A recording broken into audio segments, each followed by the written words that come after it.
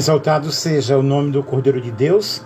Nós estamos aqui mais uma vez. Eu não fui à igreja, então vou aproveitar para fazer a nossa live. Hoje nós fizemos algumas lives. Uma eu não consegui baixar para colocar no Face e no YouTube, mas outras sim. E nós iremos falar sobre o Sermão da Montanha. O Sermão da Montanha, que é um assunto muito especial, muito legal, muito bom para nós entendermos a palavra de Deus, que está em Mateus, do capítulo 5 ao capítulo 7 de Mateus, quando nós lemos sobre o Sermão da Montanha. É claro que eu não vou ler todo o capítulo, mas nós observamos nesse sermão, nos capítulos 5 ao 7, nós temos o que é comumente chamado de Sermão da Montanha, que é um grande ensino de Jesus. Ele contém a revelação dos princípios divinos da justiça, segundo os quais todos os cristãos, na realidade, devem viver. E quando nós assim falamos, nós estamos falando do ponto de vista do Novo Testamento. E o Sermão da Montanha é o Evangelho do Reino, em Mateus capítulo 4 e o versículo 23. Vamos ler aqui, Mateus capítulo 4 e o versículo 23. E percorria Jesus toda a Galileia, ensinando nas suas sinagogas e pregando o Evangelho do Reino e curando todas as enfermidades e moléstias entre o povo. Nos evangelhos, o reino de Deus está estreitamente associado à cura, aos milagres, à libertação, à expulsão de demônios. O reino de Deus inclui bênçãos para o corpo, para a alma e para o espírito. Logo, o evangelho do reino é o evangelho pregado por Jesus para nos trazer grandes benefícios. E nesses grandes benefícios está a nossa salvação, a nossa libertação. Isso deveria levar para esclarecer duas coisas, o evangelho aí do Sermão da Montanha. Primeiro, que ele não é meramente a exposição da lei, e segundo, que suas bênçãos e princípios éticos não são atingíveis para os não convertidos. Na realidade, o Evangelho do Reino, esses ensinamentos são para aquelas pessoas que já estão dentro do reino. Este é um sermão para cidadãos que pertencem já ao reino. A salvação e não a reconstrução social é o seu alvo, e os homens de sabedoria mundana estão destinados e jamais poderão entender, porque não entendem as coisas do Espírito. Logo, o Evangelho do Reino, no caso do Sermão da Montanha, esses ensinamentos, é para aqueles que já estão inseridos dentro do reino. E o relato de Lucas, no capítulo 6, do versículo 12 ao 49, coloca o sermão no segundo ano da pregação bíblica do Senhor, no auge da sua popularidade, no auge do seu ministério. E nós podemos verificar aí de ser de pouca duração, em João 6,66. Na realidade, o ministério de Jesus durou pouco tempo. E aqueles tempos parecem ter sido caracterizados por um grande entusiasmo religioso, que era tanto desorientado como superficial, porque as pessoas elas não entendiam, elas não compreendiam. Muito embora o Sermão da Montanha ele contém explanações verdadeiras sobre a natureza do reino. É um sermão proferido na história e serve para responder questões que naturalmente seriam levantadas pelo anúncio em Israel no iminente aparecimento do reino de Deus. Mas ainda é de um caráter muito singular, um caráter de pregação e o acirrado conflito entre Jesus e os fariseus, que estavam para provocar ainda uma maior preocupação entre aqueles que primeiro ouviram o grito: está próximo o reino dos céus. Aí nós vemos o Sermão da Montanha muito forte, muito propício também para a nossa época. E em Mateus capítulo 5, nós vemos esses capítulos bem emblemáticos e profundamente cheios de inspirações no Novo Testamento, conhecido como o Sermão da Montanha, que é uma série de ensinamentos de Jesus que desafiam as noções convencionais da moralidade ética. Sabem por quê? Porque Jesus ele veio tratar com aquilo que sai do nosso interior, com aquilo que sai do nosso coração. Enquanto Jesus se sentava em uma colina, uma multidão de pessoas que queriam ouvi-lo afluíam a Jesus ao seu redor, ávidos por ouvir as suas palavras, que eram palavras de salvação, eram palavras de cura, palavras de libertação, palavras de autoridade, palavras que penetravam no coração do ser humano, porque ninguém jamais falou como Jesus. Ninguém jamais falou como este homem, Jesus Cristo. Porque quando ele falava, os demônios obedeciam. Quando ele falava, a opressão saía. Quando ele falava, o cego via, o surdo enxergava, o paralítico andava. Aquele que estava enfermo era curado da sua enfermidade. Portanto, no Sermão da Montanha, nós encontramos uma coletânea de bem-aventuranças, de valores que falam sobre o reino de Deus. Muitas vezes contrastando com as expectativas sociais da época. E Jesus ele pregava uma alegria, uma paz diferente, não uma paz que o mundo dá. Porque a paz que Jesus ensinava e a paz que ele transmitia vai muito mais além do nosso entendimento, porque Jesus proclama a felicidade daquelas pessoas que são humildes, daquelas pessoas que são misericordiosas, pacificadoras, justas, desafiando as noções tradicionais de sucessos e status. Jesus coloca no coração do homem a verdadeira felicidade.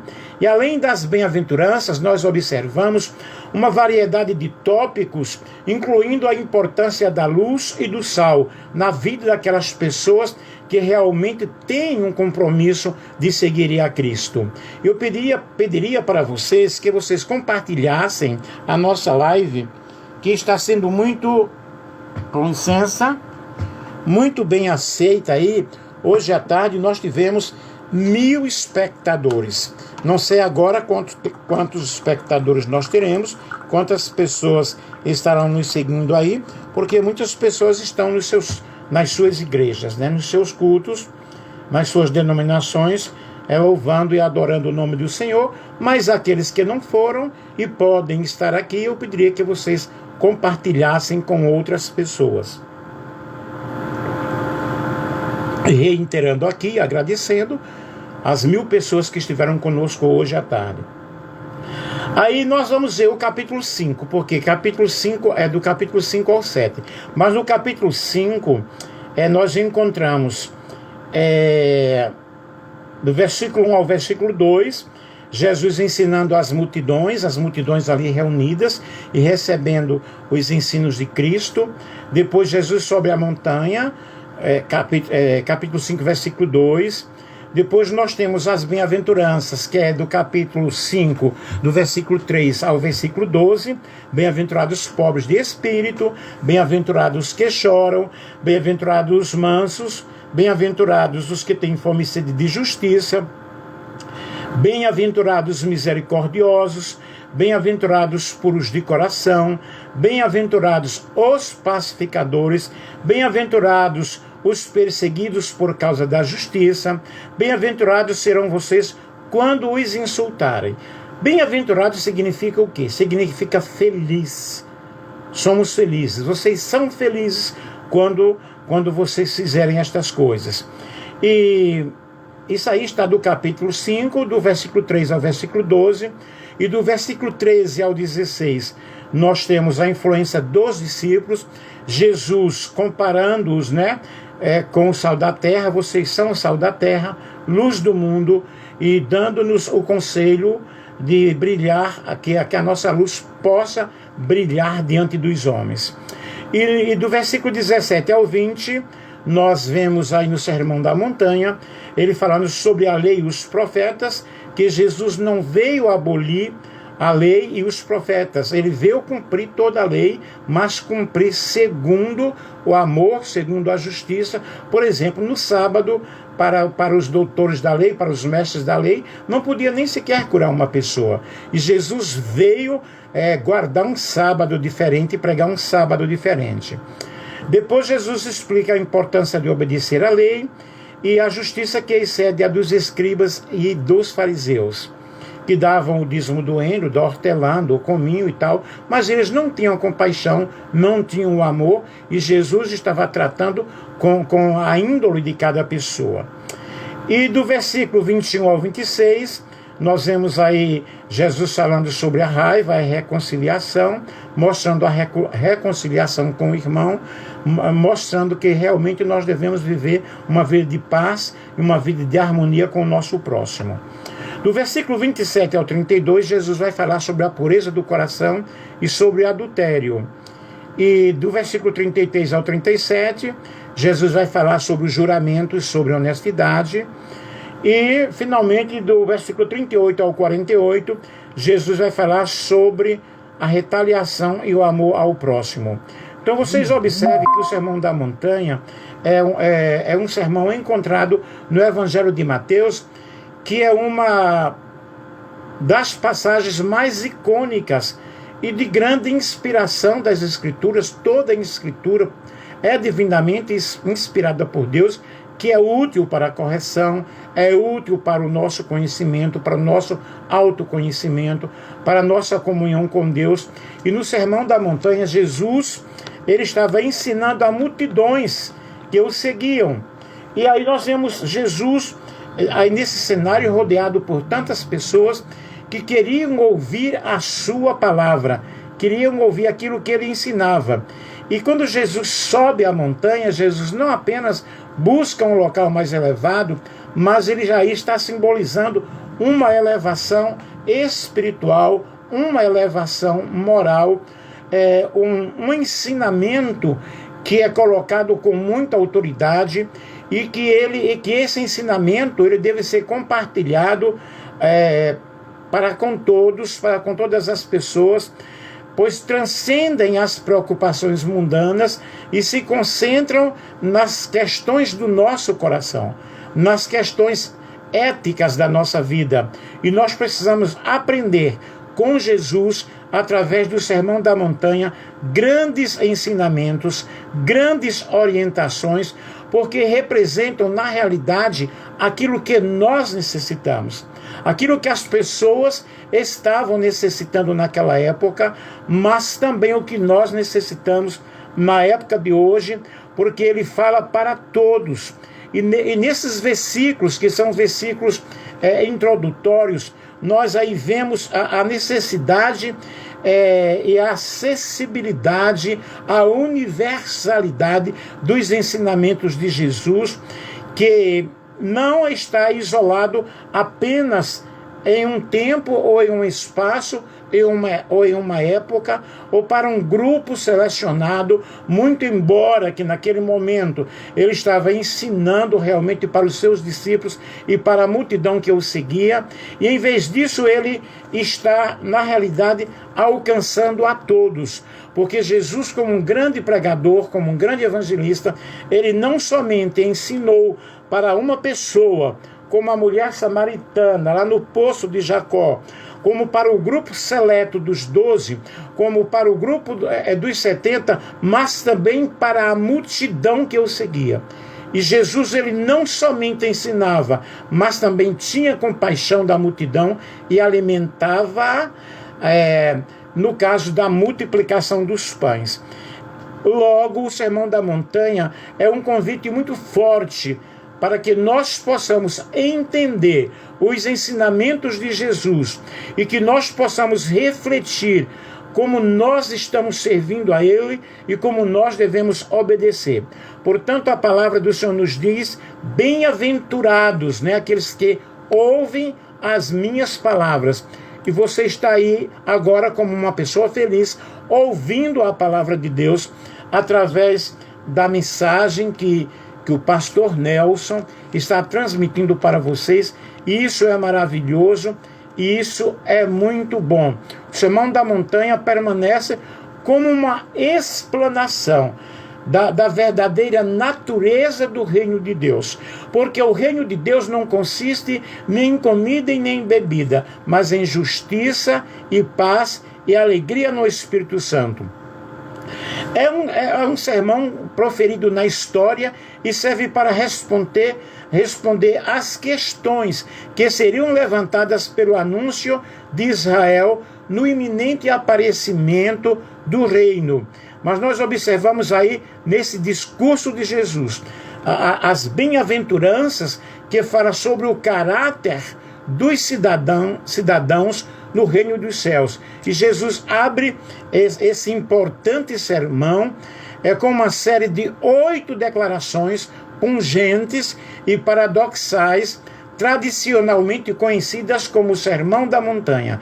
É necessário que nós estudemos o Sermão da Montanha e não apenas que possamos aprender, mas que possamos colocar em prática, porque as bem-aventuranças, elas tratam de qualidades espirituais, as preocupações históricas do ser humano, riqueza material, condição social, a sabedoria secular. Não simplesmente pouca atenção, mas nós precisamos colocar toda a atenção, porque Jesus está fazendo um esboço de ensino, não somente para aquela época, mas para todos aqueles que aceitarem o senhorio do Senhor, que aceitarem a soberania de Cristo.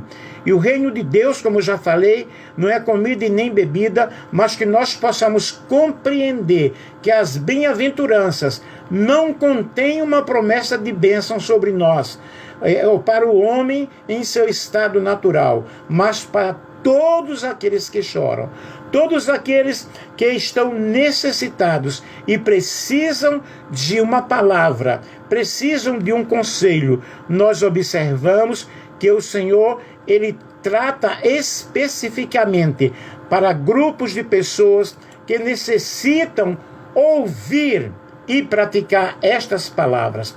Logo, as bem-aventuranças encontradas no capítulo 5 de Mateus representam um grande discurso de Jesus, um dos mais notáveis, fenomenais, esplendoroso discurso de Jesus. E são essas declarações de bem-aventuranças, que bem-aventurados quer dizer felizes ou afortunados. No entanto, o significado vai muito mais além de uma simples felicidade que nós enfrentamos aqui na terra. As bem-aventuranças, elas revelam as características e as atitudes daqueles que servem a Deus, daqueles que são discípulos do Senhor.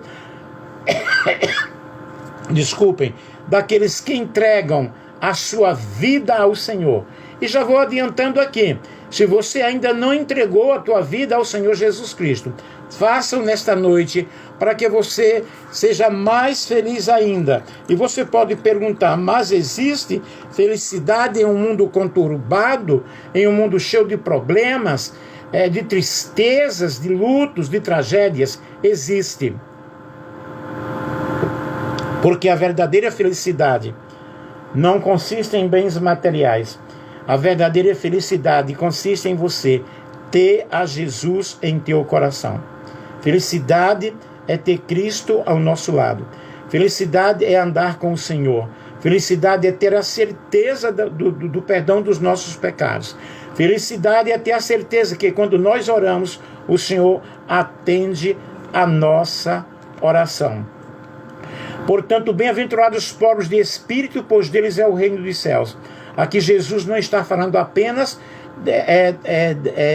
de uma condição social, de uma pobreza material, mas da disposição humilde e contrita de coração, reconhecendo a necessidade de Deus em suas vidas.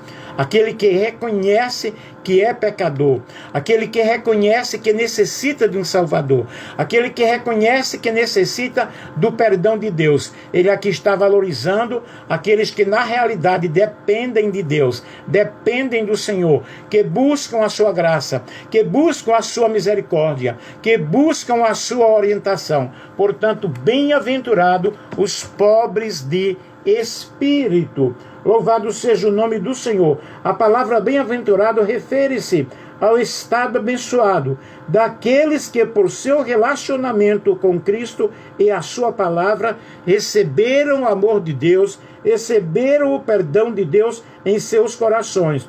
Há certas condições necessárias para recebermos as bênçãos de Deus. Para recebê-las, devemos viver segundo os padrões que estão revelados neste livro sagrado, obedecendo a palavra do Senhor.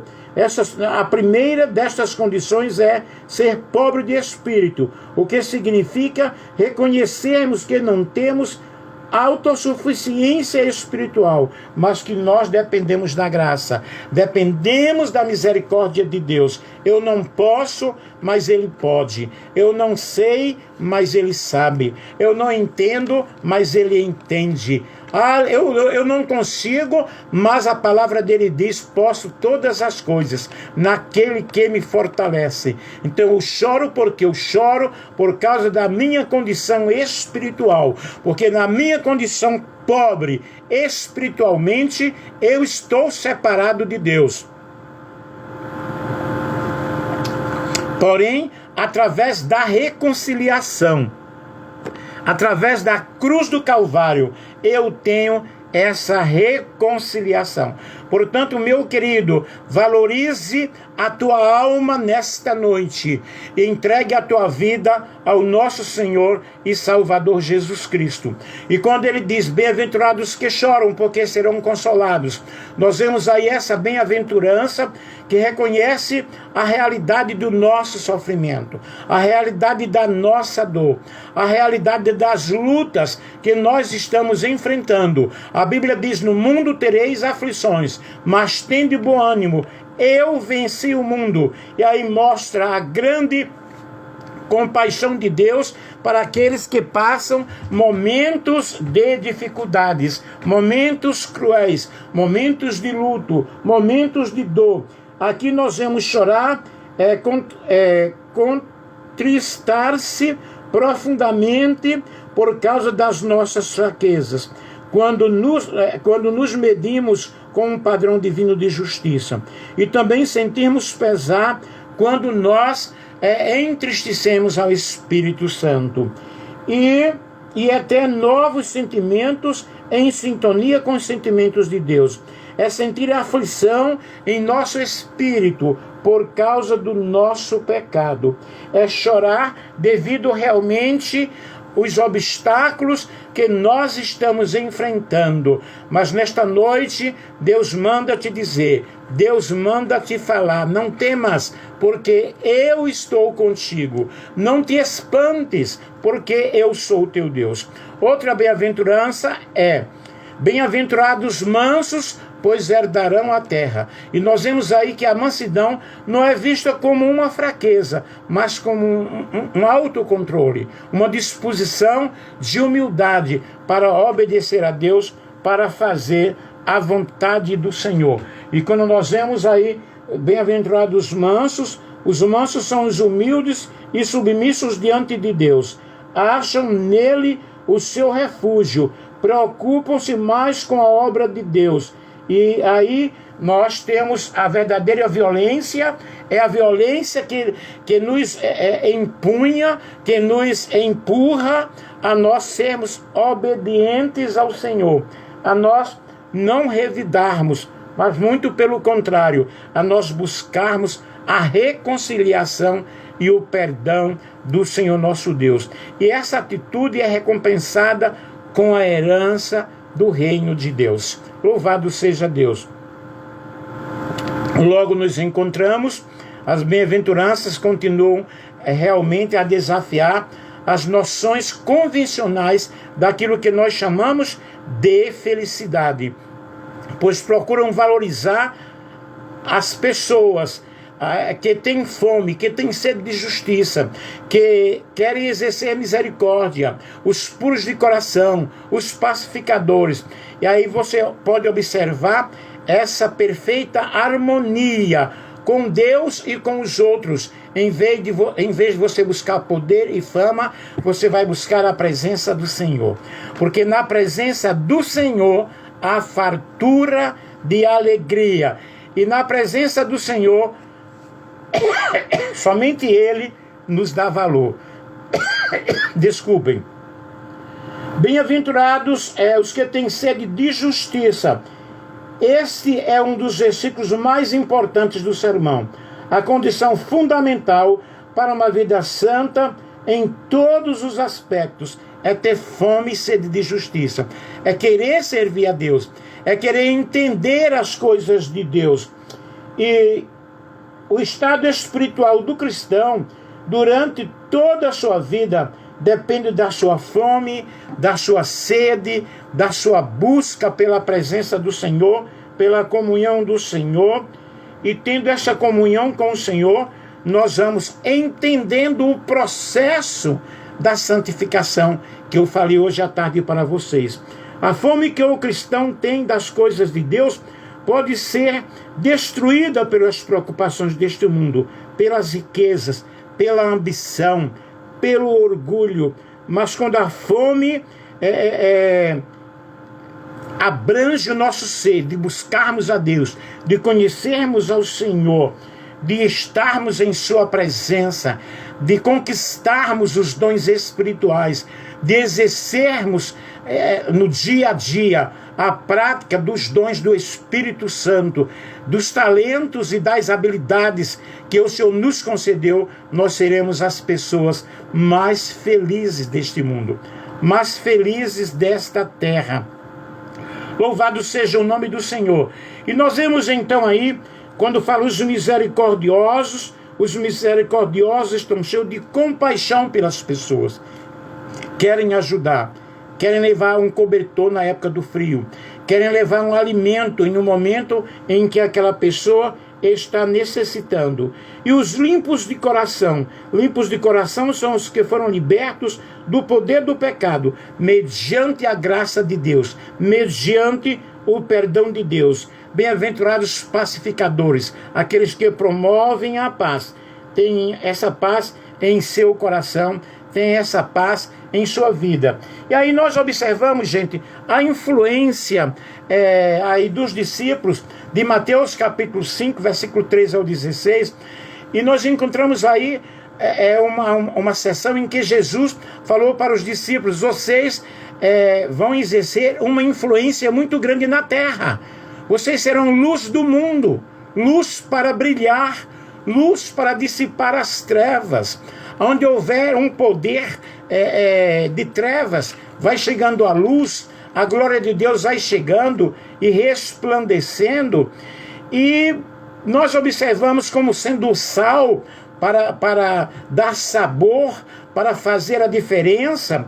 E Jesus começa aí comparando seus discípulos ao sal da terra. Vocês são o sal da terra, mas se o sal perder o seu sabor, como vai restaurar? Não vai servir para nada, exceto para ser jogado fora e pisado pelos homens. E aqui Jesus está enfatizando, dando ênfase à importância da nossa presença no mundo, como testemunhas da palavra do Senhor, como testemunhando positivamente a glória, honrando o nome do Senhor Jesus Cristo.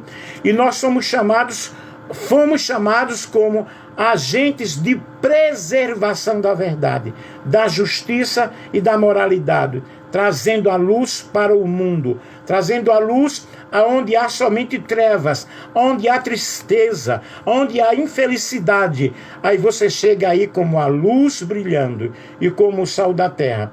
Jesus compara seus discípulos como a luz do mundo e ele declara: vocês são a luz do mundo. E não se pode esconder uma cidade construída sobre um monte. E também ninguém pode acender uma candeia e colocá-la debaixo de uma vasilha. Ao contrário, vai ser colocado em um lugar de destaque. E Deus nos colocou em um lugar de destaque. Você está em um lugar de destaque. Por quê? Você é um pregador da palavra de Deus. Eu não conheço a tua vida, eu não conheço a tua história, mas Jesus te chamou para que você possa brilhar, que a tua luz possa brilhar diante dos homens e que eles vejam a prática das boas obras e glorifiquem ao vosso Pai Celestial. Jesus aqui está enfatizando, dando a influência, o propósito final da influência dos discípulos, que eram glorificar o nome do Senhor. Eu e você também somos e fomos chamados cada dia para exaltarmos o nome do Senhor nosso Deus. E nós observamos também no Sermão da Montanha, quando ele diz que vocês serão perseguidos por causa da justiça. Todos os que procuram viver de acordo com a palavra de Deus, por amor à justiça, sofrerão perseguição. Mas porque não vivemos segundo os padrões divinos. Ou seja, não vivemos segundo os padrões mundanos. Não vivemos segundo a ideia mundana, mas vivemos segundo o padrão das Escrituras. E o Senhor Jesus, em Mateus capítulo 5, 17 a 20, nós vemos aqui nesta passagem, ele explorando sobre a questão da lei e dos profetas, e esses versículos oferecem insights importantes sobre a relação de Jesus com a lei judaica e o propósito dele em cumprir as Escrituras. E ele começa dizendo: não pensem vocês que eu estou aqui para revogar a lei ou os profetas. Não, eu não vim para revogar, eu vim para cumprir. E aqui ele esclarece que não está abolindo a lei judaica, mas dando um pleno cumprimento da lei judaica, refletindo a continuidade entre o Antigo e o Novo Testamento, só que aqui ele está mostrando algo diferente. Quando lá no Velho Testamento falava que era olho por olho e dente por dente, mas ele disse: se alguém te ferir um lado, te der uma bofetada no teu rosto, oferece o outro lado. E Jesus, lá no Novo Testamento, a pessoa adúltera era apedrejada. E Jesus, ele veio justamente para trazer o perdão. Quando aquela mulher pega em pleno adultério, foi levada para Jesus, e ela era acusada por aquele grupo de homens. Jesus fala para eles: se vocês estiverem sem pecados, onde está o primeiro que vai atirar a primeira pedra? E começaram a sair, começaram a correr, porque todos estavam errados. Aí ficou só Jesus e a mulher. E ele pergunta: mulher, onde estão aqueles que estavam te acusando? Não sei, Senhor. Vai e não peques mais. Aí Jesus está oferecendo o quê? O perdão, mostrando que não é através da pena de morte que se resolve a situação, mas, porém, mostrando o verdadeiro perdão.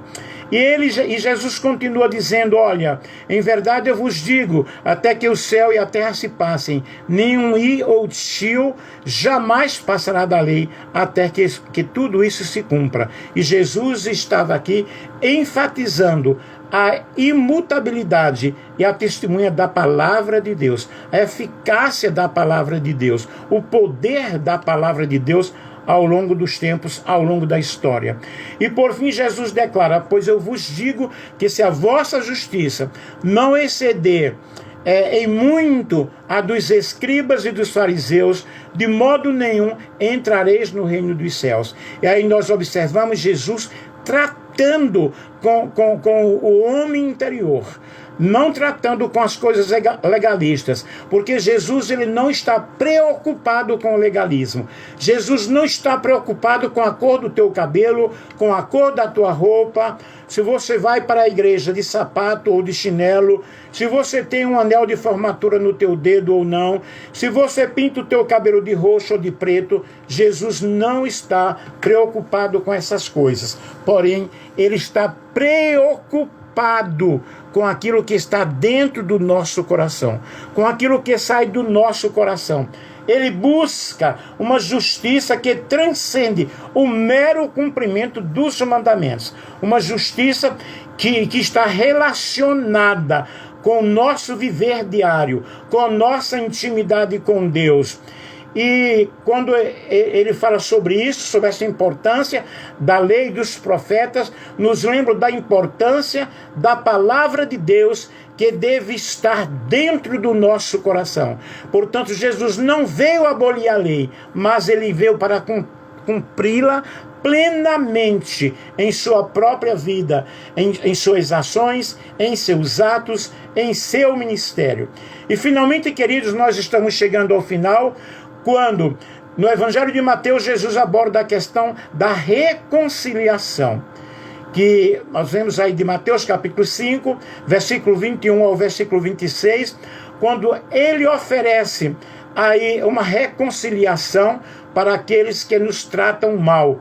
É o visto que foi dito aos antigos: não matarás, e quem matar será réu do juízo. Ele está referindo-se aos mandamentos do Antigo Testamento, da antiga aliança, que proíbe o assassinato. E no entanto, Jesus, ele vai muito mais além daquilo que é literal, daquilo que é físico. Ele aborda as atitudes da nossa alma, as nossas emoções, que podem levar as pessoas ao assassinato espiritual. Quantas vezes nós matamos alguém com uma palavra? Quantas vezes uma pessoa deixa até de ir congregar porque alguém fala uma palavra que não deveria ter falado, matando o sonho daquela pessoa. Logo, Jesus está tratando com o que está no nosso coração. E ele continua dizendo: eu porém vos digo, todo aquele que se irá contra o seu irmão será réu de juízo. Aqui nós observamos Jesus falando sobre o ódio, tratando sobre a ira, tratando sobre a mágoa, que são coisas prejudiciais, são pessoas condenáveis aos olhos do Senhor. Ele está tratando com os conflitos da nossa alma, com as consequências espirituais que podem trazer uma pessoa cheia de raiva, cheia de ira e cheia de ódio. E Jesus, ele diz o seguinte: olha, quando você trouxer a tua oferta ao altar e ali você se lembrar que tem alguma coisa contra o teu irmão, deixa ali a tua oferta, vai te reconciliar com teu irmão, vai pedir perdão para o teu irmão. E aqui Jesus está dando ênfase à reconciliação antes da tua adoração, antes do teu culto. Ele nos lembra que os nossos relacionamentos devem ir muito mais além do que regras, do que rituais, do que práticas religiosas, porque ele está tratando da nossa aproximação com Deus, do nosso reconciliamento com o nosso irmão. Entra sem demora com o teu adversário, enquanto estás com ele no caminho, para que o adversário não te entregue ao juiz, o juiz ao oficial de justiça, e sejas lançado na prisão. Vocês observem aí que Jesus está pedindo o quê? Um coração humilde, um coração perdoador, um coração que ama o próximo, um coração que entenda o outro. E em verdade te digo que não sairás dali enquanto não pagares o último centil. Quer dizer, há uma consequência. Quando nós não perdoamos, quando nós guardamos mágoa contra o nosso irmão. E finalmente, queridos, nós observamos Jesus aí mostrando como nós devemos lidar com a raiva, lidar com a mágoa, e que nós devemos perdoar as pessoas. E Jesus nos adverte contra os perigos de todos esses malefícios aí, e nós precisamos seguir o ensinamento de Jesus. Jesus, ele enfatiza sobre o adultério, ele enfatiza: não adulterarás. Eu vos digo que qualquer que olhar para uma mulher com intenção impura já adulterou com ela. E Jesus está aí tratando com as nossas intenções, com as nossas motivações, que são importantes aos olhos de Deus. É necessário que nós entendamos que o plano de Deus é um plano bem elaborado para a nossa salvação. Ele não quer religiosidade, ele não quer legalismo, ele quer um coração aberto para servi-lo e para praticar a justiça, né? Não olho por olho, nem dente por dente, mas amando ao próximo. Eu espero que você tenha compreendido, eu espero que você possa entender. Eu vou continuar falando sobre o Sermão da Montanha, mas terminando, Jesus diz assim, sede vós perfeitos, como é perfeito o vosso Pai Celestial. Aqui ele nos desafia a buscar a perfeição do amor. Ele nos dá um convite a vivermos uma vida de santidade, a vivermos uma vida de comunhão, a vivermos uma vida que transcende as fronteiras do egoísmo e da justiça humana, e ele nos dá a oportunidade de nós nos entregarmos para ele. Amém? Entrega a tua vida ao Senhor, confia nele, e o mais ele tudo fará. Deixa Deus agir no teu coração, deixa Deus agir na tua vida, deixa o perdão dele te envolver, e que as bem-aventuranças estejam dentro do teu lar, na tua família, no teu coração. E um grande abraço, um beijo com muito carinho do pastor Nelson Andrade. Aleluia!